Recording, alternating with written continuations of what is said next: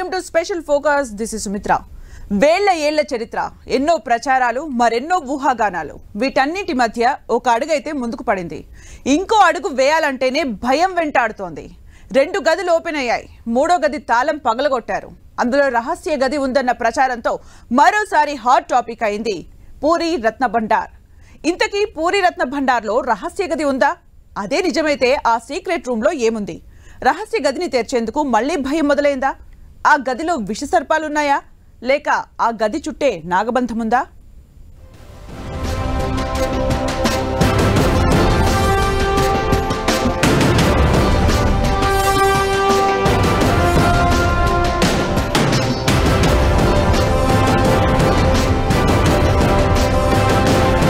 పూరి రత్న భండార్లో మరో రహస్య గది ఉందా? ఆ గదిలో పాములున్నాయా? లేక నాగబంధం ఉందా? అపార సంపద, అంతులేని చరిత్ర చుట్టూ చర్చలు. పూరి జగన్నాథ ఆలయ చరిత్ర ఇవాల్టిది కాదు. ఒక్కరోజుతోనే దానిపై క్లారిటీ రాదు. రత్న భండార్ హిస్టరీ కూడా అంతే. టెంపుల్తో పాటు రత్న భండార్ చరిత్ర కూడా వేల ఏళ్ల కిందటి నాటిది.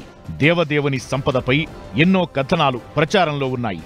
చరిత్రకారుల అన్వేషణలోనూ కొత్త విషయాలు వెలుగులోకి వస్తున్నాయి. అనేక చర్చలు, అనుమానాల మధ్య రత్న భండార్ తెరుచుకున్నా ఇంకా సస్పెన్స్ కంటిన్యూ అవుతోంది. 3 రూములున్న రత్న భండార్ అయితే ఓపెన్ అయింది. ఉత్కంఠ నడుమ 3వ గది తాళాన్ని కూడా పగలగొట్టారు అధికారులు. అక్కడే అసలు కథ మొదలైంది. 3వ గదిలో మరో రహస్య గది ఉందన్న చర్చ జరుగుతోంది. ఇదే నిజమైతే 3వ గదిలో ఏముంది? అందులో ఉన్న ఆభరణాలు ఏంటి? అపార సంపద ఉందన్న ప్రచారం నిజమేనా అన్న చర్చ మరింత ఊపందుకుంది. 3వ గది ఓపెన్ అయ్యింది. నాగబంధం మిస్టరీకి ఎండ్ కార్డ్ పడిందని క్లారిటీ వచ్చిందనుకుంటున్న సమయంలో మరో రహస్య గది ఉందన్న ప్రచారంతో రత్న భండార్ రహస్యంపై మరోసారి సస్పెన్స్ కంటిన్యూ అవుతోంది. అసలు 3వ గదిలో రహస్య గది ఉంటే దాన్ని తెరుస్తారా? ఈ నెల 14న రత్న భండార్ను ఓపెన్ చేసిన అధికారులకు రహస్య గది కనిపించిందా అన్న చర్చ జరుగుతోంది. రత్న భండార్ 3వ గది తాళం ఓపెన్ కాకపోవడంతో కట్టర్ సాయంతో పగలగొట్టారు అధికారులు. ఆ సమయంలో అందులో ఏమేం ఆభరణాలు ఉన్నాయో తెలుసుకునేందుకు ప్రయత్నించారన్న ప్రచారముంది. అప్పుడు అధికారులకు ఇంకో రహస్య గది కనిపించిందా లేదా అన్నది మాత్రం క్లారిటీ లేదు. చరిత్రకారులు మాత్రం వల్లగుద్ది మరీ ఇంకో రహస్య గది ఉందని వాదిస్తున్నారు. పూరి రత్న భాండాగారం దిగువన రహస్య గది ఉందనేది కొందరు చరిత్రకారుల వాదన. అయితే గదిలోకి వెళ్లే మార్గం అంత ఈజీ కాదని, సొరంగ మార్గం ద్వారా వెళ్లాల్సి ఉంటుందని అంటున్నారు. ఆ రహస్య గదిలో విలువైన సంపద దాచిపెట్టారని చెబుతున్నారు చరిత్రకారులు. అందులో 34 కిరీటాలు, రత్నాలతో తయారు చేసిన స్వర్ణ సింహాసనాలు ఉన్నట్లు వివరిస్తున్నారు. 1902లో బ్రిటిష్ పాలనలో ఈ సొరంగ మార్గం ద్వారా రహస్య గదిని గుర్తించేందుకు ప్రయత్నం చేసి విఫలమైనట్లు గుర్తు చేస్తున్నారు చరిత్రకారులు. రత్న భండార్ తెరిచి సంపద లెక్కిస్తామంటున్న అధికారులు సొరంగ మార్గంతో పాటు దాని రహస్య గదిని కూడా కనుక్కోవాలని సూచిస్తున్నారు. పూరి రాజు కపిలేంద్రదేవ్ తూర్పు దక్షిణ రాజ్యాలను జయించిన సమయంలో ఎనలేని సంపద తెచ్చి జగన్నాథుడికి సమర్పించినట్లు చరిత్రలో ఉంది. తరువాత పురుషోత్తం దేవ్ హయాంలోనూ స్వామివారికి సంపద సమకూరింది. అప్పట్లో శ్రీక్షేత్ర భండార్ దిగువన సొరంగ మార్గం తవ్వి ఆభరణాలు భద్రపరచడానికి రహస్య గది నిర్మించినట్లు చెబుతున్నారు. ఇందులో కిరీటాలు, రత్నాలు పొదిగిన స్వర్ణ సింహాసనాలతో పాటు మహాలక్ష్మి అమ్మవారి వడ్డాణాలు, కొలువు దేవతల పసిడి విగ్రహాలున్నట్లు చెప్పుకొస్తున్నారు. రహస్య గదిలో ఉన్న సంపద వెలకట్టలేనిదని అంచనా వేస్తున్నారు. పట్టాభిషేకంలో భాగంగా గర్భగుడి నుంచి పతిత పావన గోపురం వరకు దేవతా విగ్రహాలు కొలువుదీరినట్లు ఆధారాలు ఉన్నాయంటున్నారు చరిత్రకారులు.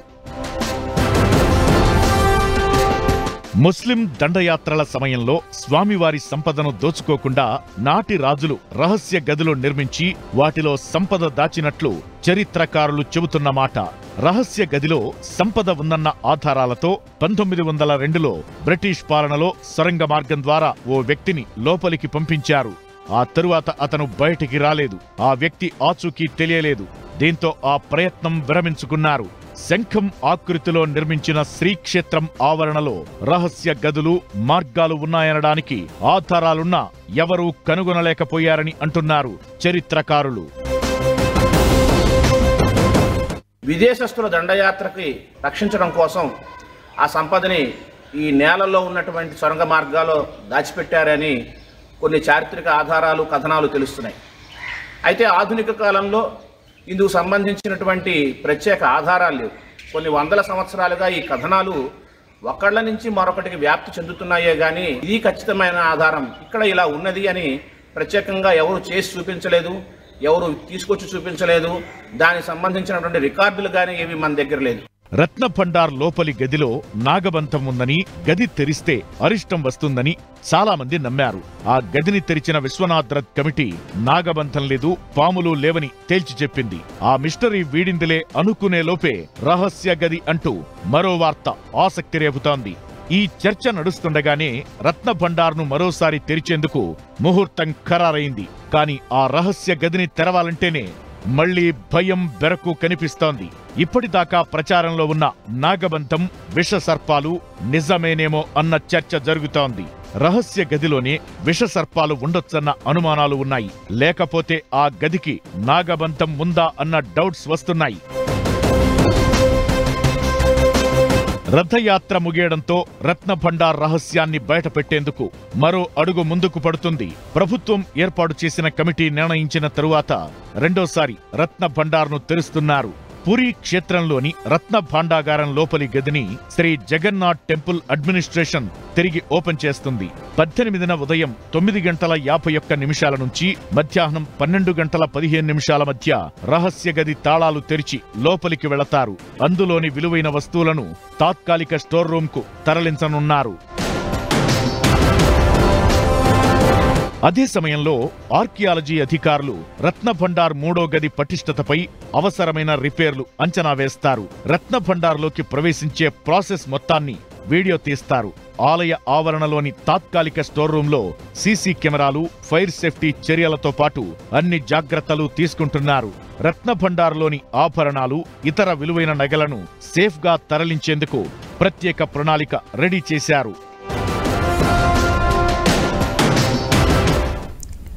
ఆధ్యాత్మిక చరిత్ర, సనాతన ధర్మానికి నిలువుటద్దం పూరీ శ్రీక్షేత్రం. ఆ లోకరక్షకుడు జగన్నాథుడి హిస్టరీపై చెబుతున్న ఎన్నో కథలకు మిస్టరీ కూడా ఉంది. అపార సంపద చుట్టూ అంతులేని రహస్యం కంటిన్యూ అవుతోంది. సొరంగ మార్గం కింద రహస్య గది ఉందన్న ప్రచారంతో రత్నభండార్ చరిత్ర మరోసారి ఆసక్తి రేపుతోంది.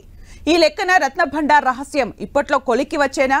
అసలు ఆభరణాల లెక్కింపు ప్రాసెస్ ఎలా ఉండబోతుంది? ఇప్పుడు మూడో గదికి వెళ్లడమే తక్షణ కర్తవ్యమా? ఆభరణాల లెక్కింపుకు మరో కమిటీ ఎప్పుడు వేయబోతున్నారు?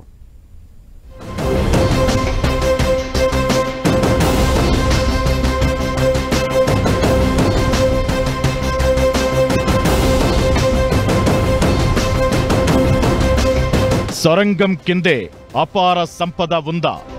రహస్య గది గుట్టు బయటికి వచ్చేదెప్పుడు? అపార సంపద చుట్టూ ఆసక్తి రేపే చరిత్ర. 46 ఏళ్ల తరువాత రత్నభండార్ తెరుచుకుంది. ఆ తరువాత నుంచే అసలు స్టోరీ మొదలైంది. రత్నభండార్ 1, 2 గదిలో స్వామివారి ఆభరణాలను గుర్తించారు అధికారులు. 14వ తేదీ మధ్యాహ్నం 1:28 2 గదులను తెరిచి బంగారం, ముత్యాలు, వజ్ర వైఢూర్యాలతో ఉన్న 180 బంగారు ఆభరణాలు, 146 వెండి ఆభరణాలను గుర్తించారు. బంగారు ఆభరణాలతో పాటు బంగారం ప్లేట్లు కూడా బయటపడ్డాయి. 5 చెక్క పెట్టెలు, 4 చెక్క అల్మారాలు, 1 స్టీల్ అల్మారా, బంగారం, వెండి కిరీటం, విలువైన రత్నాలు బయటపడ్డాయి. వాటిని టెంపరరీ స్టోర్ రూంలో భద్రపరిచారు. ఆ సంపదను తరలించడానికి శుభ సమయం కోసం ఎదురు చూస్తున్నారు.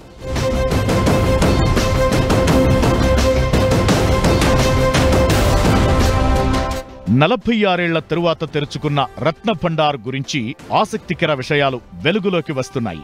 అసలు కథ మూడో గది దగ్గరే ముడిపడి ఉంది.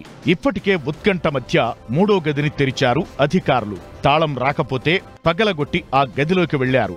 ఆ తరువాత రాత్రి అవుతుండడంతో ఇంకో తాళం వేసి సీజ్ చేశారు. దీన్ని మళ్లీ తెరుస్తున్నారు. ఆ తంతు జరిగిన తెల్లారి నుంచి రత్నభండార్ లోపల గదిలో మరో రహస్య గది ఉందనే ప్రచారం జోరుగా నడుస్తోంది. ఆ రహస్య గదిలో అంతులేని నిధి ఉందని, ఆ నిధిని కాపాడుతున్నది పాములేనని మళ్లీ ప్రచారం ఊపందుకుంది.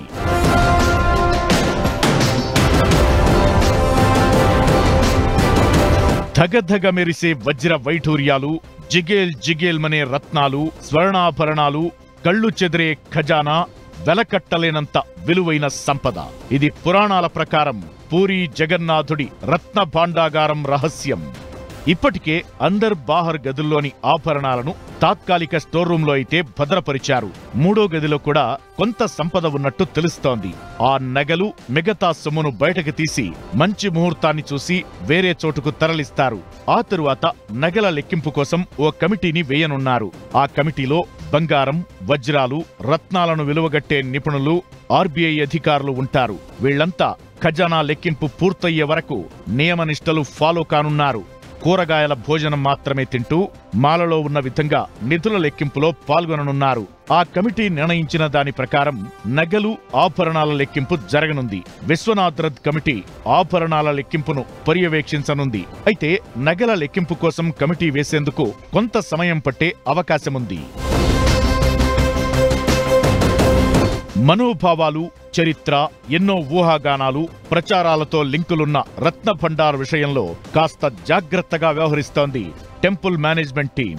తొందరపాటు నిర్ణయాలతో కాకుండా ఆలయ రికార్డులు, చరిత్ర చెబుతున్న దాని ప్రకారం ఒక్కో అడుగు ముందుకేస్తోంది. ఈ ప్రాసెస్ లో స్టాండర్డ్ ఆపరేషన్ ప్రొసీజర్ ను ఫాలో అవుతోంది.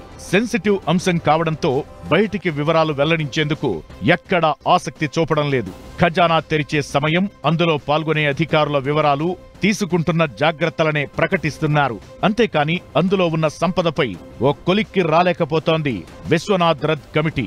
ఏదో విధంగా రహస్య గది నుంచి అపార సంపద బయటికి తీస్తే మరిన్ని సవాళ్లు ఎదురయ్యే అవకాశముంది. దేవతా విగ్రహాలు, వజ్రాలు, రత్నాలు ఉన్నాయనేది చరిత్రకారుల మాట. ఇవన్నీ వేల ఏళ్ల కిందటి ఆభరణాలు.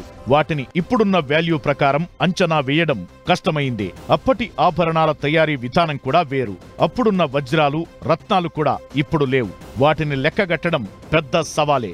అందుకే ఈ రత్న భండార్ అపార సంపద విలువ కొలిక్కి రావడం అంత ఈజీ కాదన్న అభిప్రాయాలు వ్యక్తమవుతున్నాయి. 2 గదుల్లో ఉన్న ఆభరణాలైతే 1978లో లెక్కించిన దానికి దగ్గరలోనే ఉన్నాయని అంటున్నారు అధికారులు. ఇక బ్రిటిష్ కాలంలో 1805 జూన్ 10న తొలిసారి అధికారికంగా ఆభరణాలు, సంపద లెక్కింపు జరిగింది.